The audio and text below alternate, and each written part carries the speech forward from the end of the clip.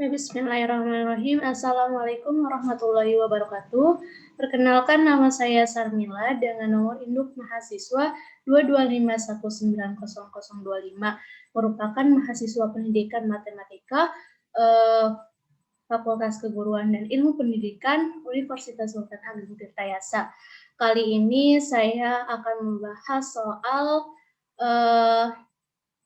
soal dari 6.53 poin A, C, dan E.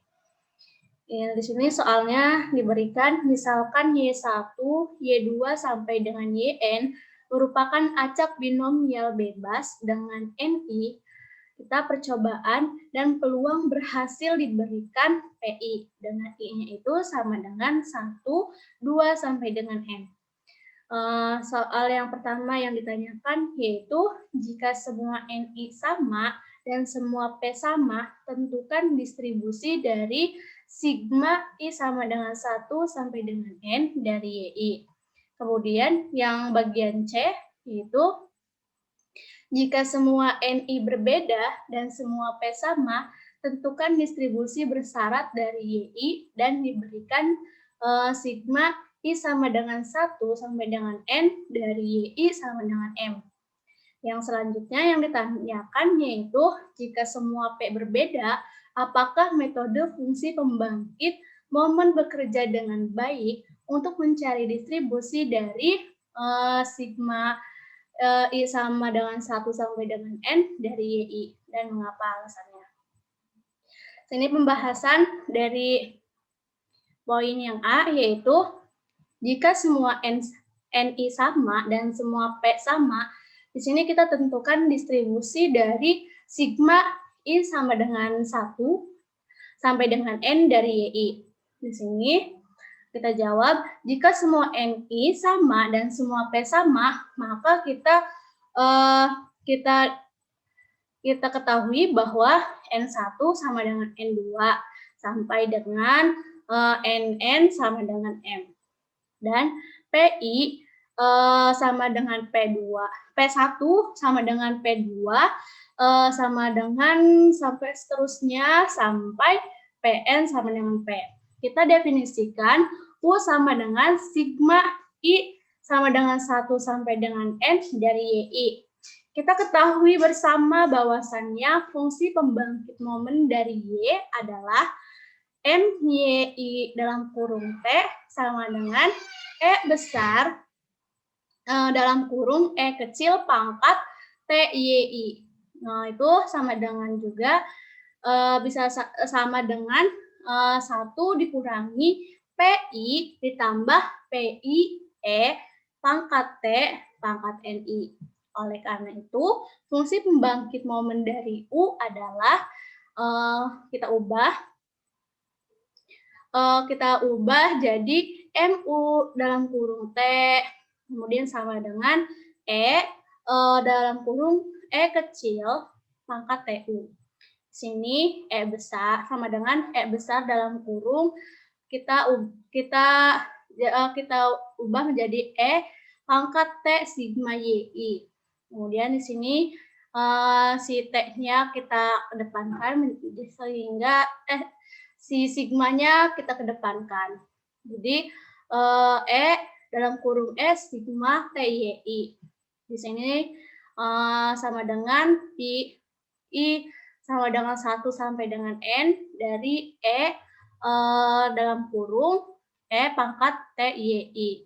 Ini kita ubah yang ini kan sama dengan ini. Jadi hasilnya yaitu I sama dengan 1 sampai dengan N dari I dikurangi PI ditambah PI dikali E pangkat T N pangkat NI. Sehingga U mengikuti binomial dengan MN percobaan dan P probabilitas keberhasilan. Oke, yang selanjutnya yaitu ini soal yang itu ya.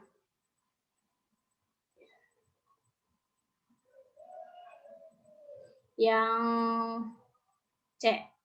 Jika semua NI berbeda dan semua P sama, tentukan distribusi bersyarat dari YI dan diberikan sigma I sama dengan 1 sampai dengan N dari YI sama dengan M. Sekarang kita buat P dalam kurung YI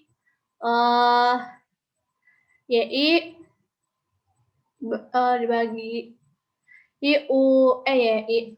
Sekarang P dalam kurung Y1 itu syarat dari U2 sama dengan N. Jadi sehingga rumusnya yaitu P dalam kurung YI dikali Y1 dikali U2 sama dengan M dibagi P dalam kurung U2 sama dengan M. Sama dengan juga kita dapatkan P dalam kurung Y1 sama dengan Y kecil 1 dikali P dalam kurung U2 sama dengan M dikurangi Y1 dibagi P dalam kurung U2 sama dengan M. Ini sama dengan N1 CY1 dikali P pangkat Y1 dikali 1 dikurangi P pangkat N1 dikurangi Y1 dikali sigma I sama dengan 1 sampai dengan N dari N1 C NI dikali CM dikurangi Y1 dikali 1 dikurangi P pangkat sigma 1 sama dengan I sama dengan 1 sampai dengan N dari N1 dikurangi M tambah Y1 dibagi per sigma dari 1 sigma dari I sama dengan 1 sampai dengan N dari N1 dari NI CM dikali P pangkat M terus dikali 1 dikurangi P pangkat sigma I sama dengan 1 sampai dengan N NI dikurangi M sehingga hasilnya yaitu NI CY1 dikali dengan sigma I sama dengan 1 sampai dengan N dari N1 CM dikurangi Y1 per sigma I sama dengan 1 sampai dengan N dari NI dikali CM. Oleh karena itu, Y1 sebagai syarat U2 sama dengan M mengikuti hipergeometrik dengan nilai NI sigma NI dikali sigma I sama dengan 1 sampai dengan N, yaitu NI sendiri. Kemudian, untuk soal yang terakhir, jika semua P berbeda, apakah metode fungsi pembangkit momen bekerja dengan baik untuk mencari distribusi dari sigma I sama dengan 1 sampai dengan N YI? Dan mengapa alasannya? Yaitu, jika semua PI pangkat TS berbeda, maka fungsi pembangkit momen dari YI adalah, ini ya rumusnya, MYI dalam kurung T sama dengan dalam kurung Q ditambah PI pangkat T pangkat NI. Itu untuk I-nya itu sama dengan 1, 2 sampai dengan N. Sekarang V-nya itu sama dengan sigma dari YI. Fungsi pembangkit momen dari F sehingga adalah MVT sama dengan dalam kurung Q1 ditambah P1E pangkat T pangkat N dikali Q2 tambah P2E pangkat T pangkat N2 sampai seterusnya sampai Qn ditambah Pn pangkat T pangkat NN. Oleh karena itu, dari sini fungsi massa probabilitas ini tidak dapat ditemukan.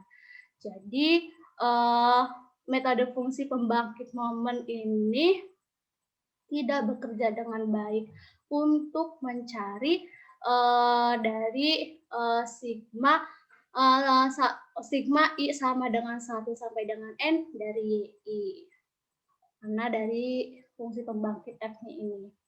Oke, mungkin sekian dari saya, kurang lebihnya mohon dimaafkan. Jika ada kesalahan dalam menjawab, mohon dimaafkan karena dalam masa tahap pembelajaran. Sekian dari saya, wabillahi taufiq wal hidayah. Wassalamualaikum warahmatullahi wabarakatuh.